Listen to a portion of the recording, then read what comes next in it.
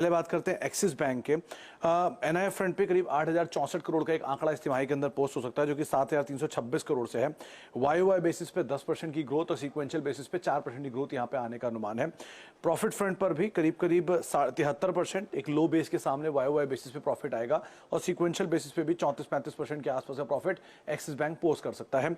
NPA 1%, जो कि 1.25% थे पिछली तिमाही में, तो उससे नीचे आने का अनुमान है। स्लिपेजेस फ्रंट पर भी एक 5,000 करोड़ का आंकड़ा होगा, जिसमें 1,500 करोड़ का एक डिक्लाइन हम सीक्वेंशियल बेसिस पे आता हुआ देखेंगे।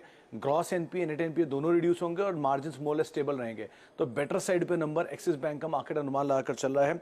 दो तीन चीजें जो क्रूशियल है, करीब करीब 2 से 2.25% के आसपास की लोन वॉच लिस्ट रहने वाली इस क्वार्टर के अंदर, और साथ साथ जो ब्रोकरेज हाउसेज हैं अलग अलग, उसमें कुछ ब्रोकरेज हाउसेज का मानना है कि स्लिपेजेस रफली 5,000 करोड़ रहेंगे, कुछ ब्रोकरेज मान रहे हैं 5,500 करोड़ रुपए के आसपास रहेंगे, लेकिन लोअर एंड पर 5 से 6 की रेंज में आप कहीं मान के चलेंगे तो बेहतर साइड पे नंबर एक्सिस बैंक पोस्ट करेगा। लेकिन इतनी बड़ी तेजी में कितना डिस्काउंटेड है ये कहना मुश्किल है। दूसरा नंबर है कोटक महिंद्रा बैंक का।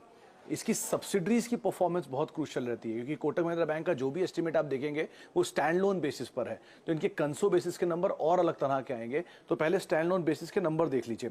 अनुमान है 4,008 करोड़ का एक एनआईआई का फिगर इस तिमाही में रहेगा, 3,900 करोड़ से बढ़कर आ गए वाईओवाई बेसिस पर। इसके अलावा नेट प्रॉफिट करीब करीब 1,792 करोड़ होगा, जो कि 2,184 करोड़ से गिर कर आएगा वाईओवाई बेसिस पर। करीब 17% से 18% डिक्लाइन होगा, लेकिन सीक्वेंशियली ये 10% बढ़ने का अनुमान है। तो वाईओवाई पे हाई बेस था, उसकी वजह से लो बेस आपको गिरता हुआ दिख रहा है। Gross NP more less flat, net NP flat, NIM flat.